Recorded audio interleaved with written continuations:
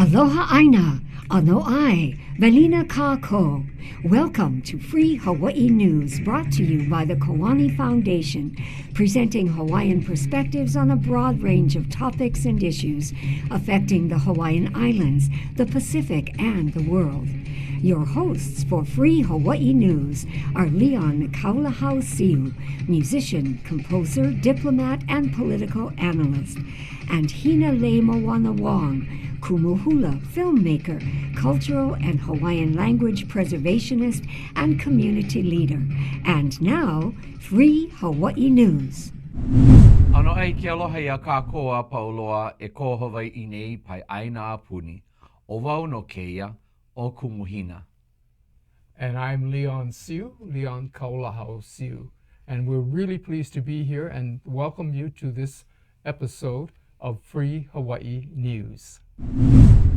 Recently, the online publication Honolulu Civil Beat published an article by former Office of Hawaiian Affairs trustee Peter Apo, bemoaning the fact that OHA recently dropped nation building as a core activity. The article failed to address the fact that OHA's attempts at nation building, starting with the Akaka Bill and Kauinoa, followed by Kana'i Oluwalu and Na'i Aupuni, and the DOI rule change consultations, all advocated the nation within a nation Native American tribal model, which pitted Hawaiian against Hawaiian.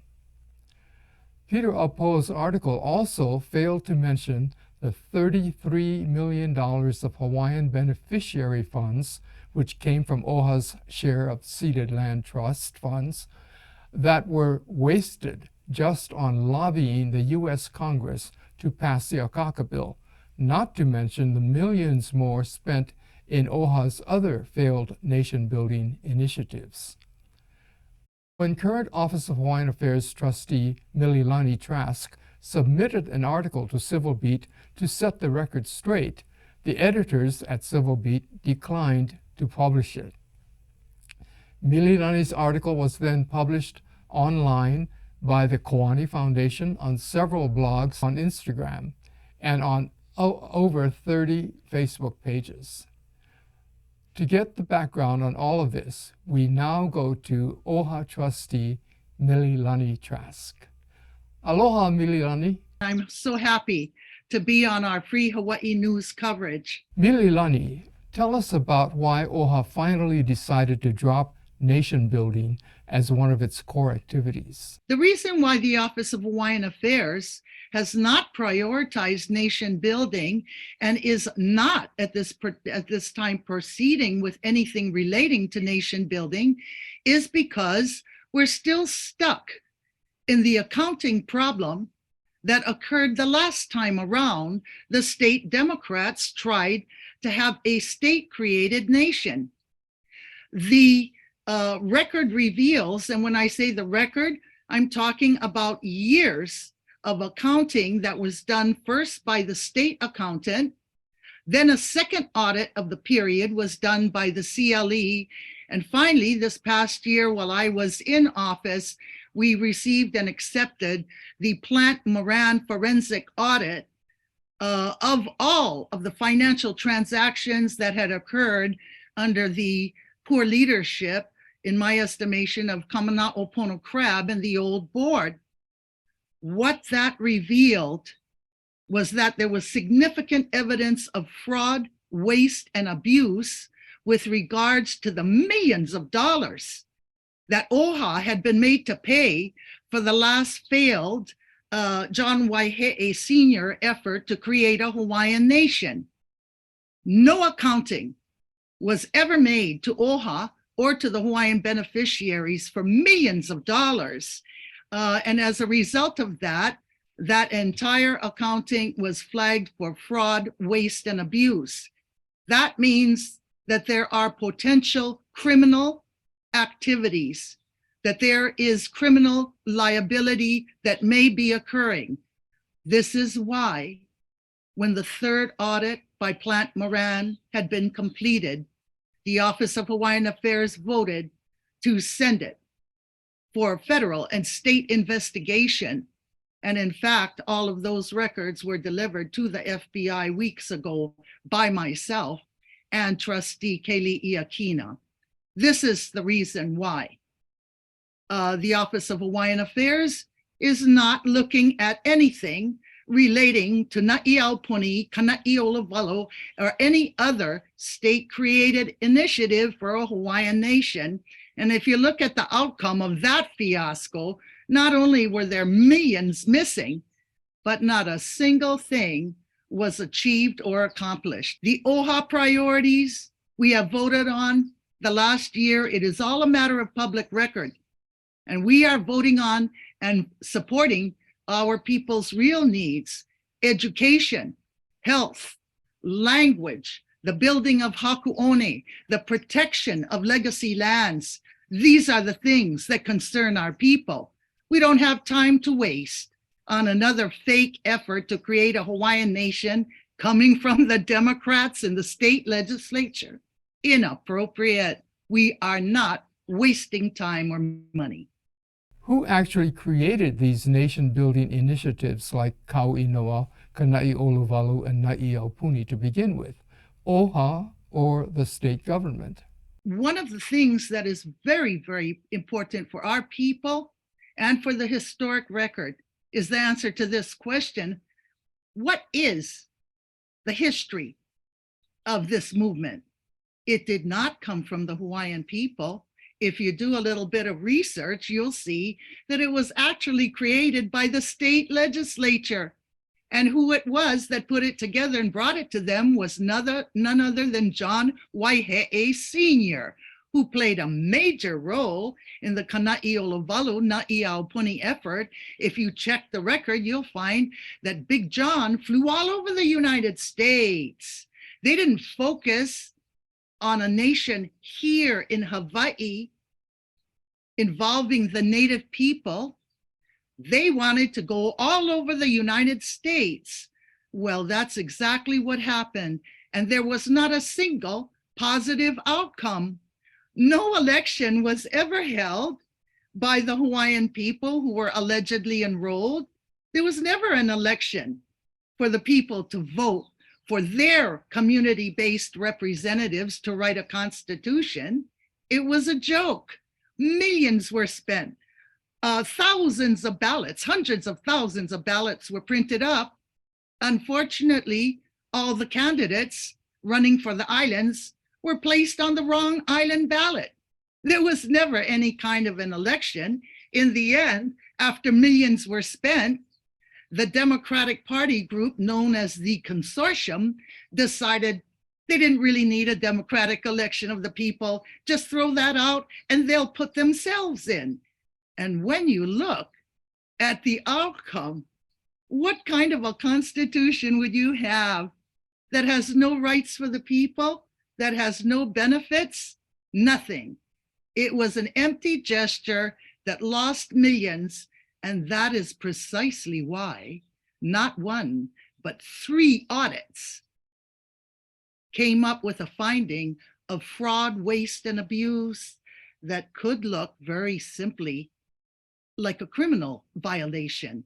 That is why the Office of Hawaiian Affairs trustees in office now agreed with Plant Moran and decided we had to send all of the records over to state and federal criminal investigators. The Hawaiian peoples themselves, which should have been the driving force for an effort for self-determination, were consistently sidelined. And I think that when the auditors looked at it, it was plain to see that this was not anything that actually came from the Native Hawaiian community in this state. How could you take a state initiative and say, now we're going to use this as an excuse to go on free trips to 50 states in the Union, including Alaska? There were things that didn't make sense, but also the goals that they had enunciated. We're going to educate the Hawaiian community. We're going to enroll them into a bona fide effort. This will be a mechanism for the Native people to exercise their right of self-determination. when you look at what was said, the waha and the vala'au, none of it was actually ever implemented by Kana'iolovalu and Na'iaupuni.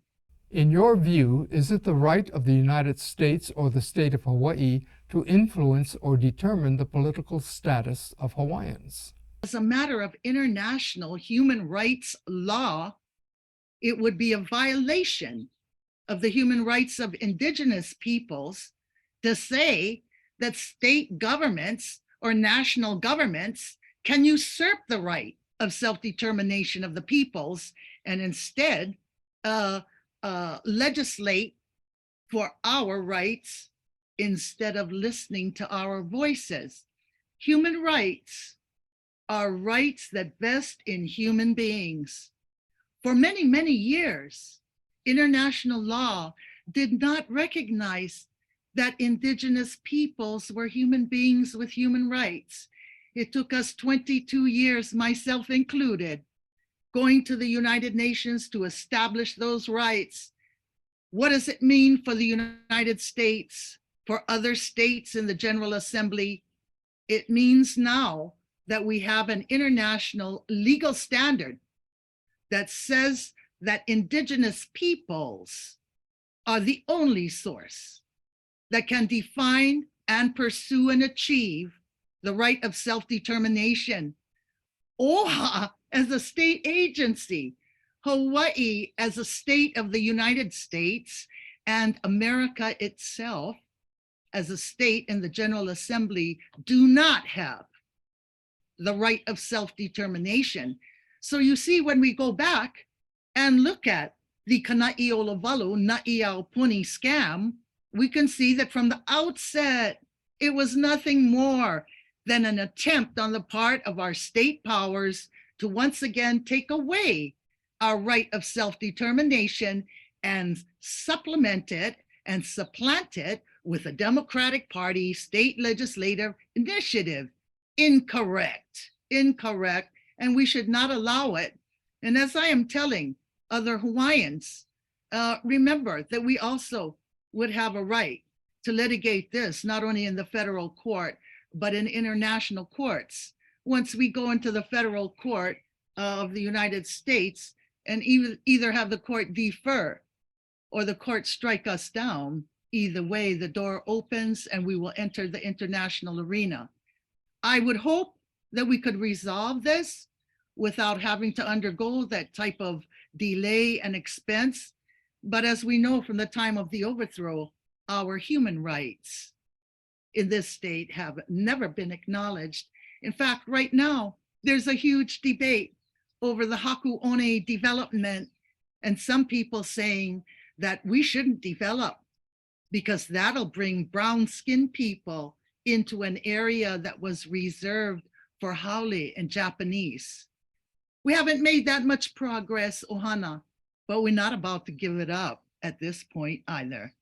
And I'm proud to say that for most of the Board of Trustees of OHA, we have a strong commitment to meeting the real needs of our people and not pretending like we are going to speak for all Hawaiians in the world while we move forward to create a fake nation with no rights and no lands. We will not do that, not this board. How large a part has OHA's new Board of Trustees played in dropping nation building? I think where we are right now is that we have a board, the majority of which are focused on addressing beneficiary needs and looking at where the beneficiaries have set the priority. It's very plain to see that no one in the beneficiary community is interested in another Na'iaupuni scam. What is on the front burner and what should be there are our need for affordable housing, 28,000 dying on lists. We have an obligation to continue with education, and not only broad-based education, but to continue the commitment to Hawaiian language. We have an education, a commitment to follow up with education and programming for Hawaiian health. And right now, the needs of our kupuna across the board need to be very much prioritized. When you look at the population of the Hawaiian people in our state and you compare it to the numbers of Hawaiians that are incarcerated, that are homeless, that are living in the bushes, that are on the list for Social Security, welfare, and other benefits that are critically needed to support our people, our families, and our individuals, our kupuna, from month to month. You see, these are the critical priorities, and we can all see it. We can see it in the growth of the homeless village. We can see it in the needs of the Hawaiian people. And all of these needs and concerns come to OHA because we're the only state agency that has the obligation to address them. So these are really the priorities, and I'm happy to say that the trustees' majority are listening to these needs.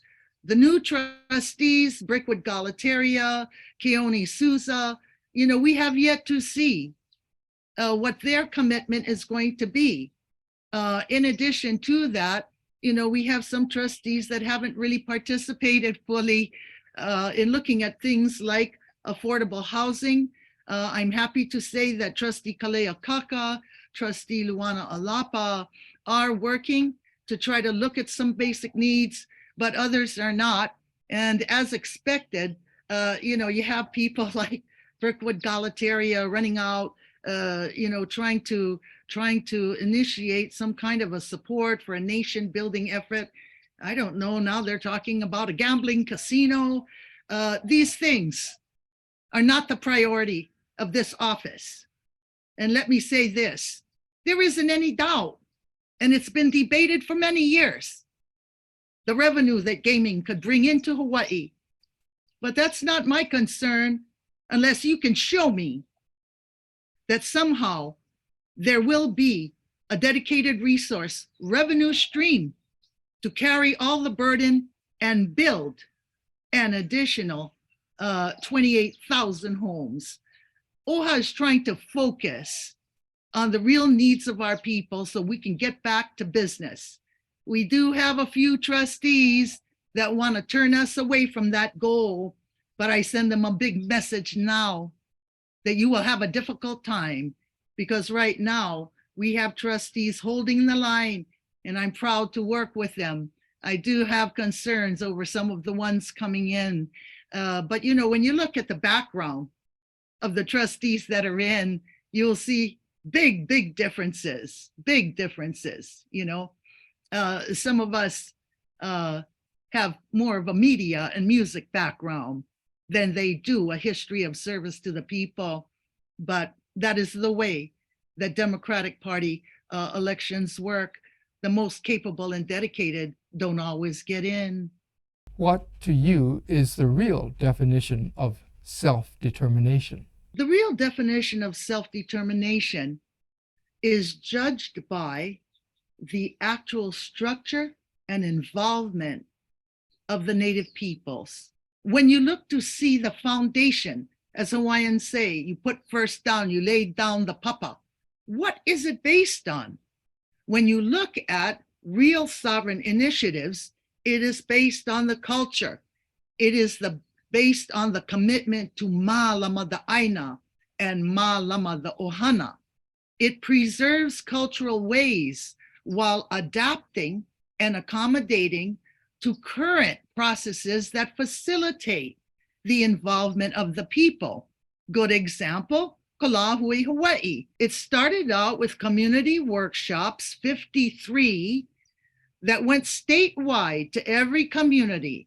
The largest communities in Honolulu, the smallest community in South Point and Miloli'i. An educational format went out. It was talking about self-determination.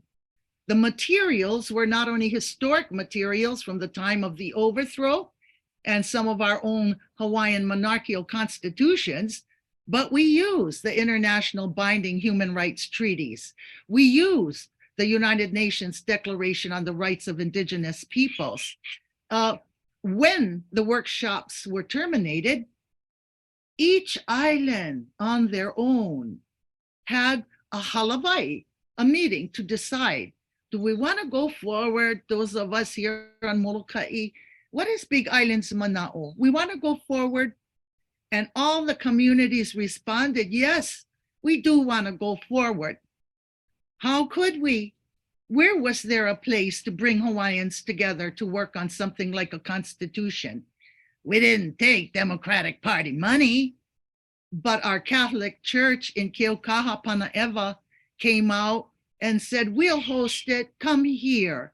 So when you look at the effort, and this was something that was replicated by other communities as well, what you have is a strong movement for nation building that springs directly from the Native community. The power of the process must remain in the hands of the people, and the process must be open so that all Hawaiians come and kuka and take it back to their islands and their communities. We can't do it the old American way, leave the natives at home on their little islands, and we'll just go with the big leaders that have the voices in the Democratic Party, in the state legislature. No, that is the wrong way. We know the way to do it. We are Hawaiians. We are capable of doing it. And that is why I call now. And I'm telling everyone, we have not lost the nation building effort. We call out now to all of those who believe in the Lahui. Now is the time to stand up. We are very strong and resilient from even the period of the overthrow. We have not gone away. We have not forgotten who we are. Send a call, blow the poo. Time to lift up the nation. Time to return to the Lahui so that we can quiet the voices of those who are opposing our rights and stealing our ability to be self-governing. What are the core focuses of the Office of Hawaiian Affairs now? For many, many years, OHA has emerged as one of the most significant participants in certain areas. Grant making at the community level, education, college, all the way down to keiki, including education in the native language. The protection of certain sacred areas emerges now in what is known as the Legacy Land Program. Here's one. I am trying to protect our sacred kumukahi here on the Big Island, the aurora of our people. We have certain protections now for things like the birthing stones at Kukaneloko, but we need to increase our revenue stream so that we can go back, protect these areas for future generations. I think Kumukahi is a good example. Very, very sacred area, but a huge disagreement and years of fighting with the university to force them to hire someone to do a burial treatment plan that should have been done 20 years ago. We have to continue to protect the wahipana, not just those that are religious, but those, for instance, places like Miloli'i, places that are uniquely Hawaiian, and places that have unique environments, the protection of our lo'ikalo areas, the protection and the revitalization of our fish ponds. Now you see these things coming to the forefront. These are all on the agenda of the Office of Hawaiian Affairs. And right now I am working with another trustee, Trustee Kalea Kaka, just this past week. We were both on Oahu and spent several hours going out to look at all of the projects that have been completed or are now moving for affordable housing, for transitional housing for Hawaiians that were previously homeless, living in the bushes, for kupuna, who live on very restricted income and really are not going to qualify for a mortgage to buy any place. This we're returning because we need to have a vital housing component, but we shouldn't be reinventing the wheel. Rather, we should be working with other nonprofits to see what we can do about bringing our efforts together jointly for cooperative action. We don't need to be the ones saying, this is ours, we're going to do the housing. Instead, what we need to say is we want to be a partner in a collective effort. The 28,000 on the list are not on list for OHA land because we don't have any land. They're on the list for Hawaiian homelands. How can we work with our sister agency? So these are the things that I think we need to look at. And of course, we know that we have other challenges we never anticipated. Look at what's happened with the global pandemic. Take a look at the statistics on how many passed in Hawaii, on what communities were the hardest hit. We're only a small fraction of the public, but we are well overrepresented when it came to the figures for ill health, and COVID was no exception to the rule. We've got to look at how we can bring the numbers down for overrepresentation in the prisons and on the list for those who are ill and dying from COVID. That's the real focus for us, and not trying to usurp our right, the right of our people, of our beneficiaries for self-determination. That's a message to send back Peter Apo and his little friends over at Civil Beat. Let's start beating the Hawaiian, good Hawaiian versus bad Hawaiian. We're not going back there. We can't afford to waste millions on John Waikai and a few people's idea of internal dependency. That's not self-determination. We need to feed the hungry, clothe the naked, and shelter the homeless. And in this state, they are all Hawaiian. Mahalo, Mililani, for clearing up these issues for us regarding nation building and OHA. We always look forward to our updates about decolonization and the efforts that stem from the circles of the United Nations. So, Leon, tell us, what are your current updates about United Nations? Okay, well, very good. There's a lot happening at the United Nations right now. And so I wanted to bring a little bit of news about Hawaii and our involvement in the area of decolonization. And again, some people are pretty sensitive to the term decolonization, saying Hawaii was never colonized. And that is true, technically true, but really in the sense of a colonial country or the practices of colonialism, Hawaii was indeed colonized in that. And we can look around and we see that we have become victims of a very colonial occupation of Hawaii. So the word occupation is probably more indicative, but the way that the occupation has occurred in Hawaii is actually a colonial system. So the United Nations is very sensitive about that. And early on when the United Nations started, they determined that one of the two things that they were going to do in this world, 1946, one was to settle all international disputes through peaceful means, no more wars. So that was their main goal. The second goal was to decolonize the world. And that's because by that time, fully 75% of the world had been colonized by the colonizers. And that's by primarily the European countries, Great Britain, France, Germany, Belgium, the Netherlands, and the United States. Only the United States didn't call ourselves colonized, but we were still part of that. Earlier, there was a short discussion on the doctrine of discovery. And this is the doctrine that was adopted by the Western countries, by the European countries, and then the United States, that their way was better than any other way, and that they actually had a godly appointment or godly commitment, kuleana, so to speak, to carry their culture into the rest of the world and to change the rest of the world. And this is what the rest of the world today have been actually suffering from, this 500 years of colonialism. And to undo this, there have been a few recent activities at the United Nations. One was the declaration for the fourth decade for the eradication of colonialism. So the United Nations General Assembly basically said we need to eradicate colonialism. And when they say colonialism, they meant colonialism in all forms.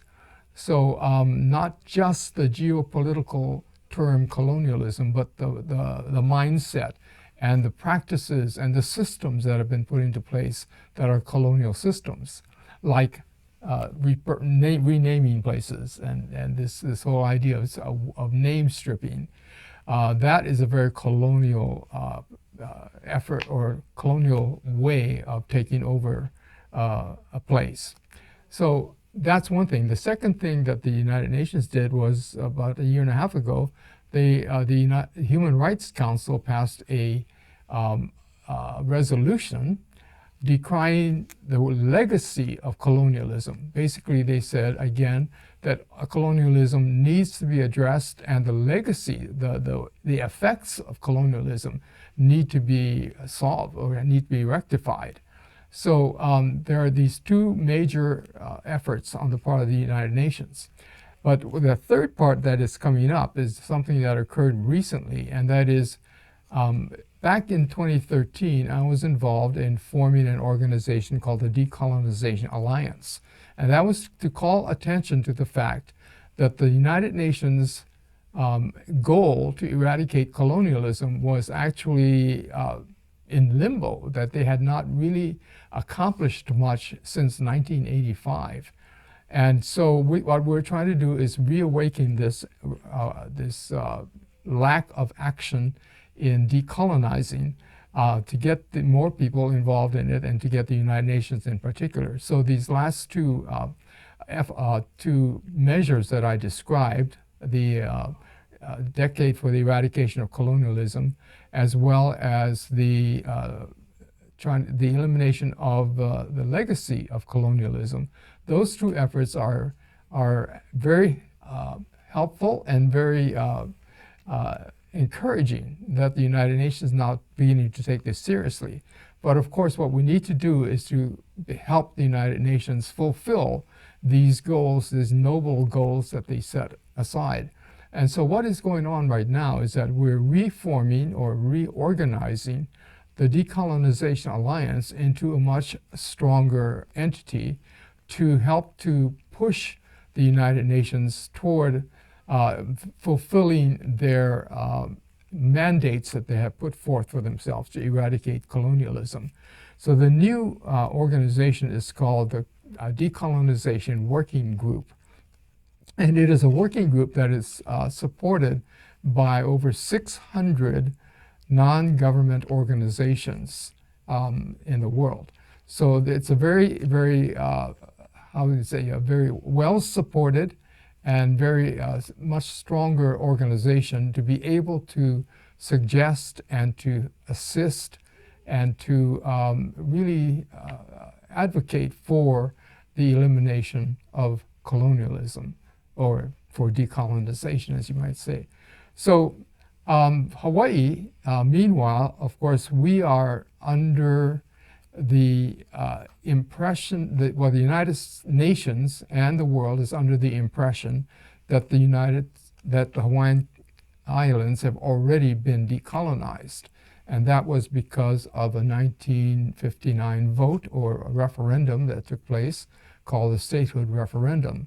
So what we are trying to use this time now, when the United Nations is being focused on, or trying to change your focus to this area of decolonization, is to bring up the fact that Hawaii had been a victim of the misuse of the decolonization mechanisms of the United Nations. Through this plebiscite, the United States pretended or represented that Hawaii had become decolonized by the free vote of the people of the Hawaiian Islands, and that was in 1959, the statehood vote.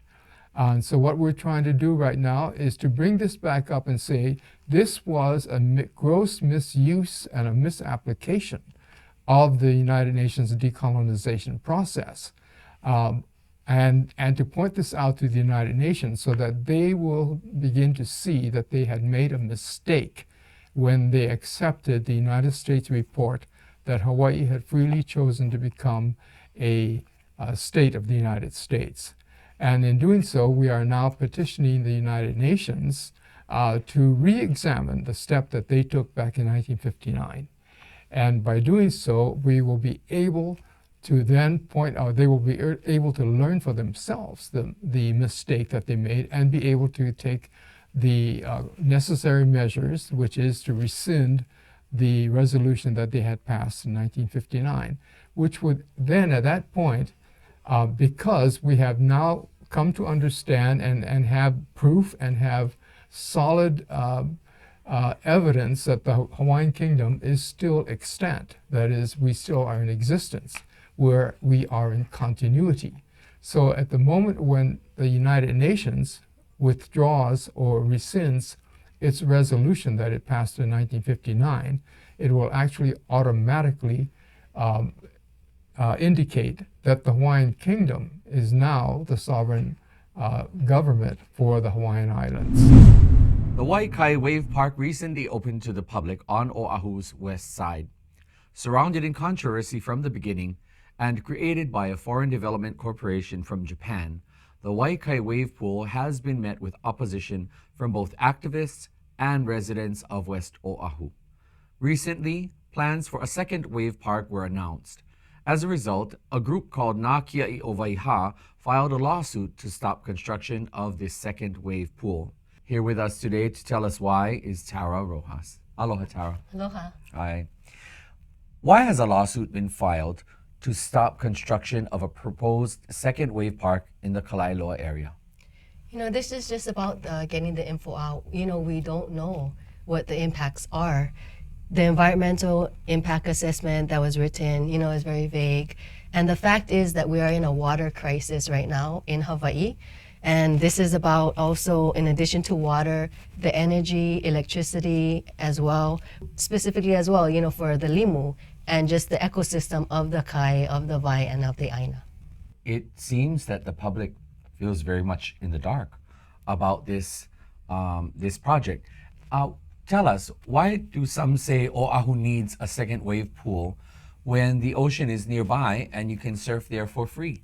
Why do we need a wave pool? When people come to Hawaii to surf, the waves and to be at our beaches, why do we need an artificial wave pool? In addition to the fact that Hawaiian surf culture is, really pride themselves upon being able to kilo and to observe the waves themselves, just to know the area, and to be in this artificial wave pool just, goes against all of that. Could this project contaminate groundwater or leak chemicals contaminating the shorelines?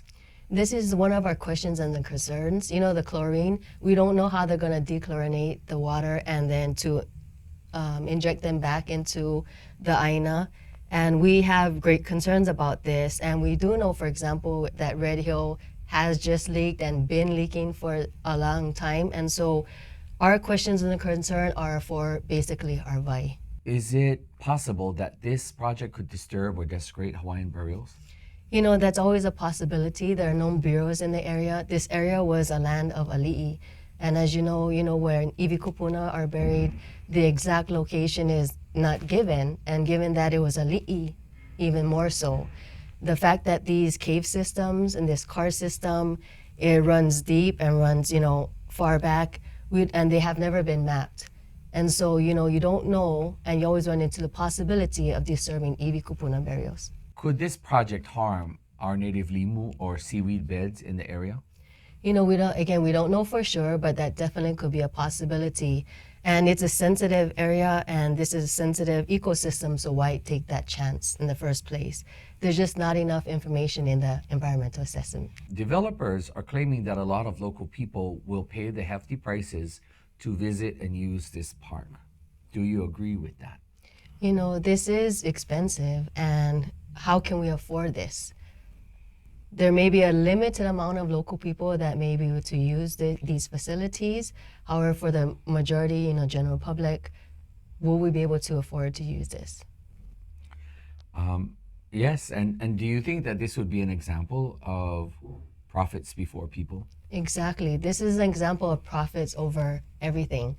Profits over people, profits over Vai, profits over Aina, profits over Ivikupuna, just profit over everything that makes Hawaiian Hawaiian. Mahalo, Tara. In the past few episodes, we began a series of thoughts regarding the Pacific Way. And so this is something that we decided that we would continue to discuss, because the Pacific Way is basically discussing how we and our outlook and our worldview as Pacific people, how this would and should affect the way that we conduct our lives and how we move forward. The Pacific Way, when I think about the Pacific Way, it's the way of our people. Okay, ano kanoho ana. Kanoho ana I ka moana nui. And for us as a Pacific peoples, you see, we've mentioned this now in several of our episodes, and I call everyone's attention to how we see ourselves with regards to our relationship of who we are as a people, who we are with relation to our land, but also politically, what are the things that we associate, affiliate with, and where are our groundings. So we mentioned before in other episodes about Hawaii being our mainland, and we need to refer to our Hawaii as our mainland because we are then better able to think through the decisions that need to be made politically, economically, socially, and that way our center point, our focal point, and our grounding will be reflective of something that's by and for Hawaii and grounded to Hawaii. And this is not requiring of people to be ethnically Hawaiian. The Pacific Way is for all who live in the Pacific, and call, for us here in Hawaii, call Hawaii home. And I think about the Pacific Way, it's so important for us to understand that, especially when we decolonize our thinking, and that's what it's saying is de-Americanize our minds and our hearts. And de-Americanizing ourselves here means that when we solve problems, we don't have to look so far outside for these miraculous interventions or these life-changing answers, but we can really take a look at what kind of problem solving is best based on where we live.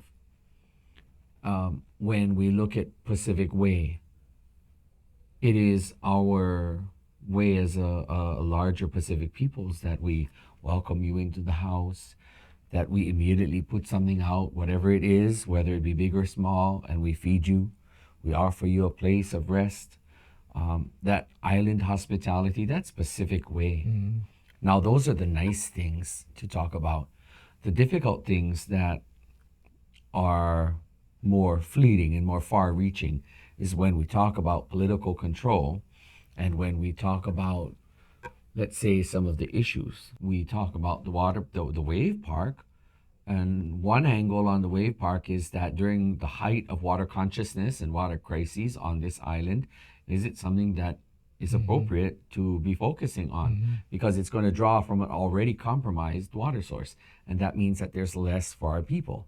Does our Pacific Way, are we able to perpetuate our Pacific Way? And Pacific Way means that we have a relationship with the ocean. Does our Pacific Way also, when we have to malama the ocean or take care of the ocean, does this wave park help us to do that? So there's different perspectives. Which one will either parallel or outweigh the other? There's a way that we look at it which is different than the way the colonials look at it. When the Hawaiian Islands were taken over by settlers from the United States, they sought to consolidate their power, both politically and economically. One of the ways they did this was by changing the names of places and locations from the original Hawaiian name to an English name. The term name stripping is used to describe this phenomenon. Today, we know that name stripping is an act filled with hidden agendas. It has been described as a way to wipe out both culture and history. As a result, there are now ongoing efforts to restore original Hawaiian names to places throughout Hawaii. To give us more background and explain this further, we welcome to Free Hawaii News Keanu Aloha Hikimai Davis, who is a kumupili Kanaka. She is a Hawaiian studies teacher at Kaimuki High School. Aloha Keanu. Aloha e kumuhina. Aloha mai. Mahalo yaoi ke kipa ana mai. No, mahalo yaoi for having me here. It's been said that indigenous place names are not just location names, but they actually tell the power and history of that place. Does the term name stripping accurately describe what is going on? Yes, it does.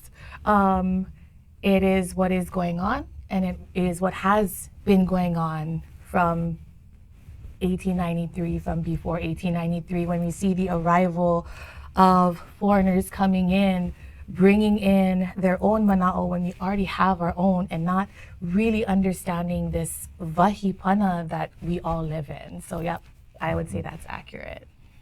Mahalo. So tell us, why did those who came and occupied Hawaii replace Hawaiian names or Hawaiian place names with names in English? Political reasons, easier, lazy. They don't want to learn our language. They want to act like they want to be a part of this place, but really they don't want to. It's for political power.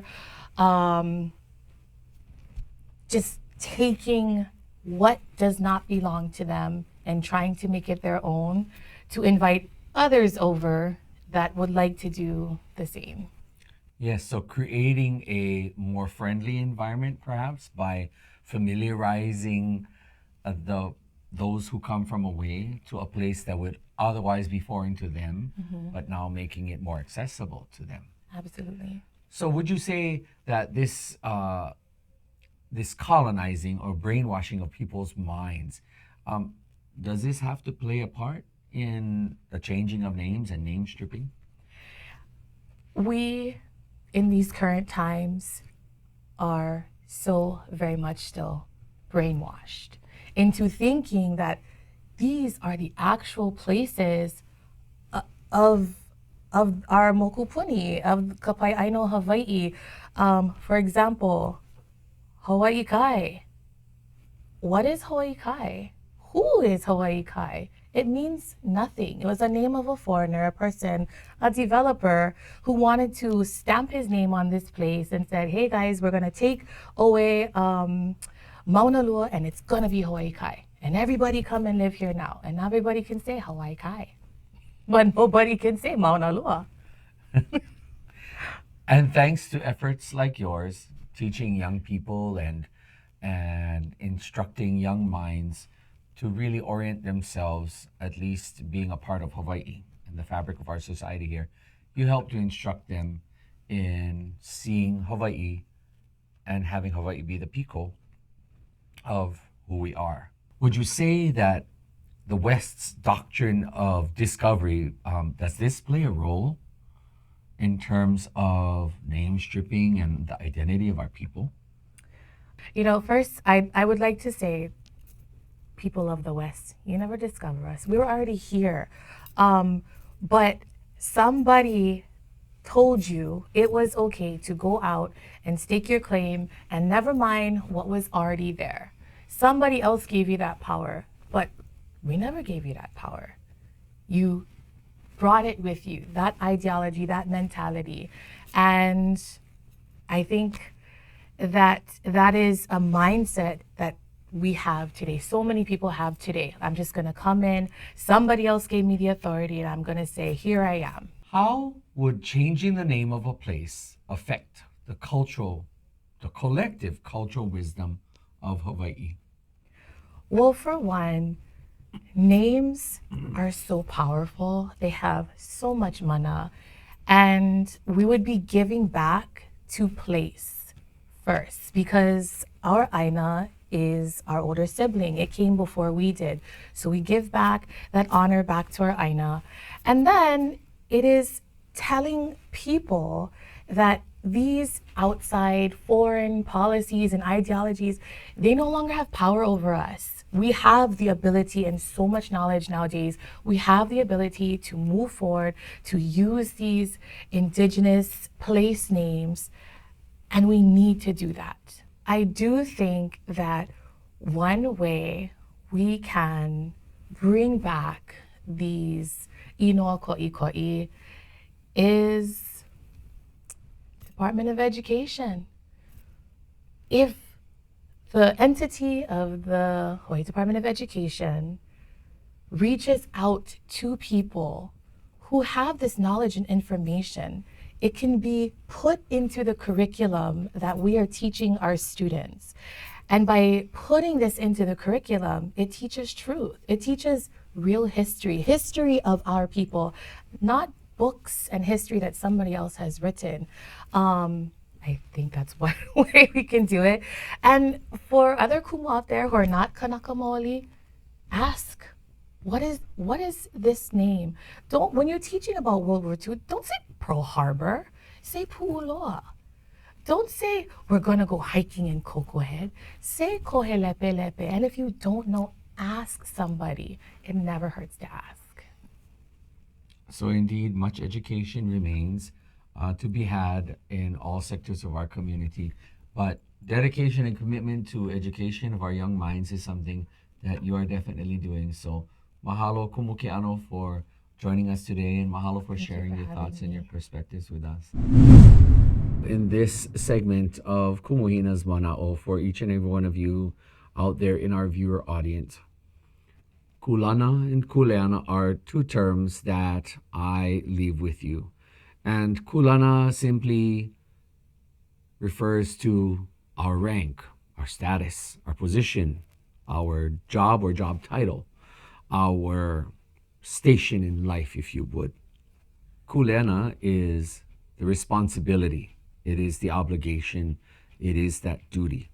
So in very simple English terms, know your role, therefore you know your responsibility.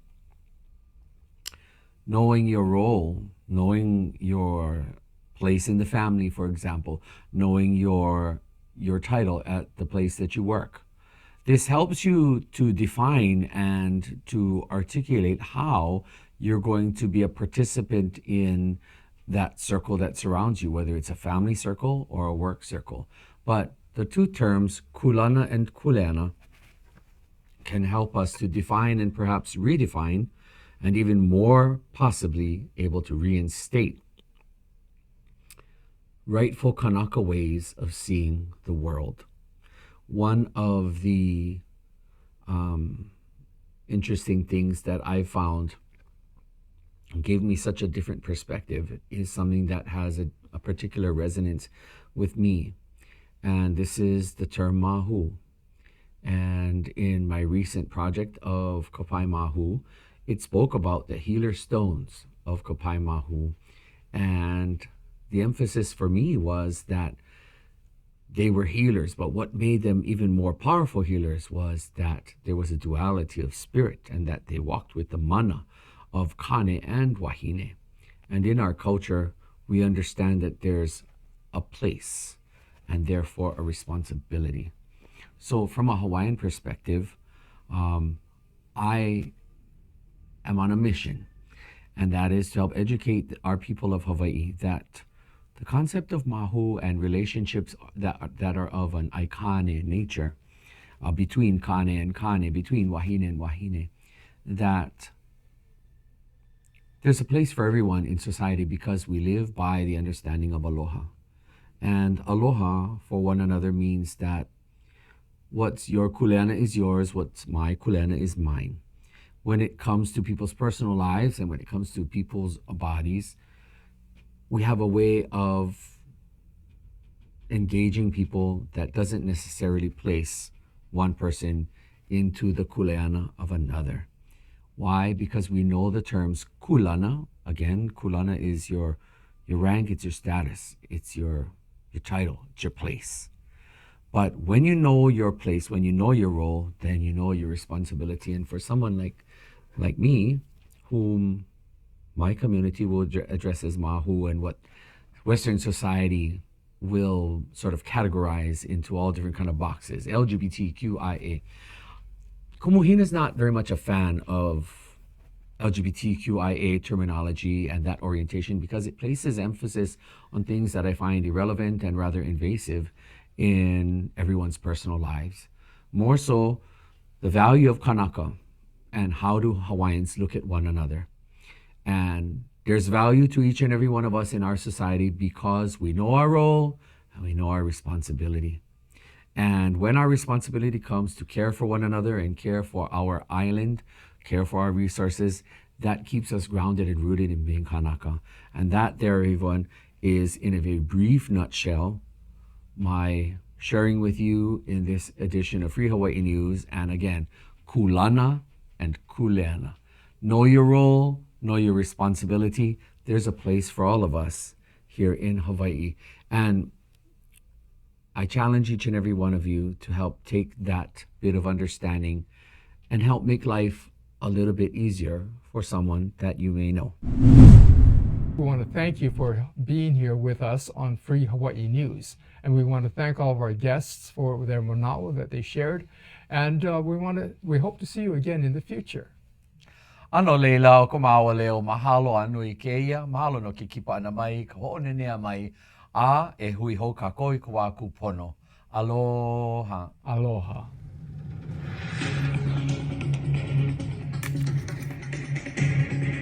We hope you enjoyed this month's episode of Free Hawaii News. Mahalo for watching. There's a new show every month, so this program will air several more times this month. You can view it anytime on Olelo's on-demand site or on YouTube. See you next time.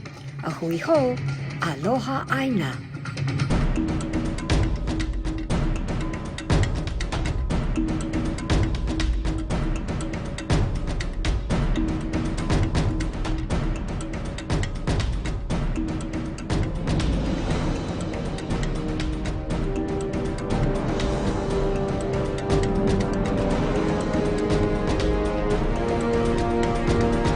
Free Hawaii Broadcasting Network.